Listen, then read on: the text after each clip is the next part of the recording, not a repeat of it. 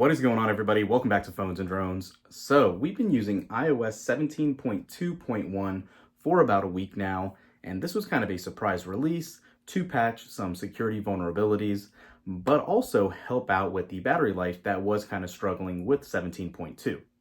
So having said that, I want to kind of talk about how it's actually went for the last week, how our experience has been, and what you can possibly do to even help your own battery life, from simple things to using dark mode if you prefer, to turning off some cellular options with 5G enabled. Let's go ahead and jump right into it.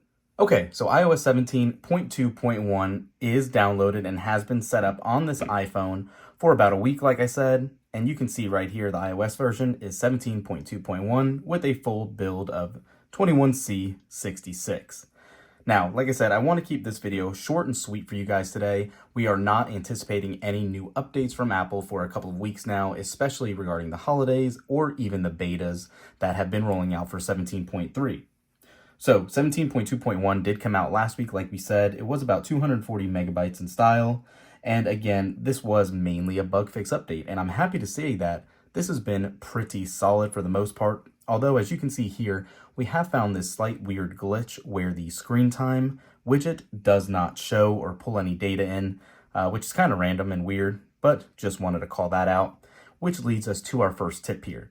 So part of one of the recent updates is screen distance, and this is actually an option that lets you have your phone notify you when you are too close to your screen. It'll actually say move away a little bit, and you can continue to set that up if you like, and it shows you what exactly it does and how it works if you so wish to have this turned on.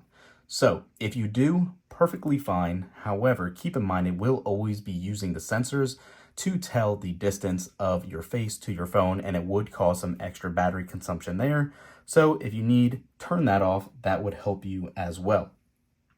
I'm not one to want to turn features off on a phone, but in a pinch, if you do prefer better battery life over everything else, a lot of these tips and tricks will help with that. And one other one is in your 5G settings as well, under voice and data. And depending on what area you're in and how your 5G coverage is, it could consistently be pulling for obviously 5G. You can have it set to permanently on or auto, or downgrade it to purely LTE.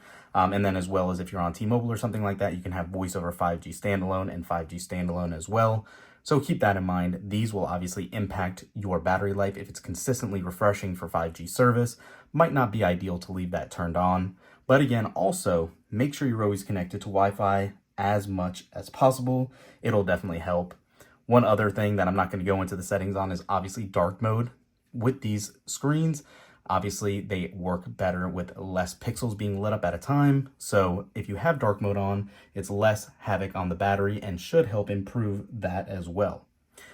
One other thing that I know a lot of people were thrilled about, myself included, is obviously live activities.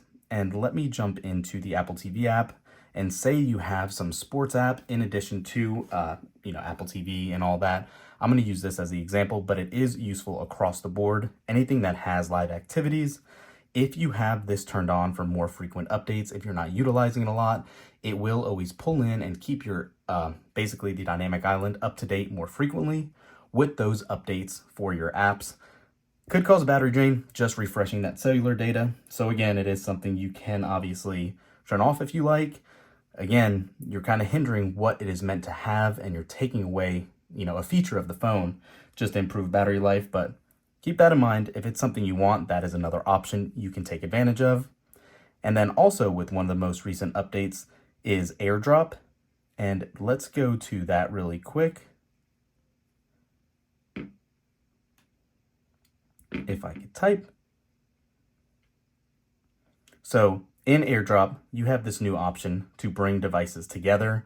If you keep that on, obviously it keeps the NFC chip and all of that other stuff active, so you can get that image that we've actually discussed before. We'll use your watch as an example. If you have it turned on, it is always looking for another iPhone or Apple Watch for signal to share your data, not your data, any information that you might want to share through AirDrop. If you keep this on consistently, it enables that easily to swap numbers with name drop and all that, but it is, again, consistently refreshing your battery. Might not necessarily be ideal. One other thing while we're in settings also is haptics. So with iOS 17.2, they finally let us change your default alerts and haptics for the system and all of that. I do want to call out, the more haptics you have active, so if you create a vibration, you have it consistently vibrating, it will impact your battery life pretty significantly here, which again may not be ideal because those motors are, using for the haptics. So might be one you just want a small ping or turn it off altogether. Again, you're losing out on a feature, but if you wanted to do that, you could. One less featurey update that you could do is with iOS 17.2. They have added a ton of new weather widgets, but any of these info dense ones, such as that one, this one, or these new smaller widgets, if you utilize any of this, keep in mind it is always going to be refreshing consistently, looking for the latest information on weather and all of that. So possibly keeping these off of your home screen would help quite a bit as well. So keep that in mind. If you don't necessarily need that there, it probably could help to exclude it. So yeah, just a couple of tips and tricks. Again, not a huge fan of obviously turning features off, but if you need to, these should help. And again, we have not had any issues really with iOS 17.2.1 in the battery drain department after a week. That is usually a pretty good sample size because after a couple days, the phone is still relearning things, and obviously apps are still updating as needed from that new update as well. So make sure your apps are updated, make sure 17.2.1 is installed, and I haven't had any issues. Comment down below how your experience has been on this and let us know. Thanks for watching, guys. We'll catch you in the next one. Peace.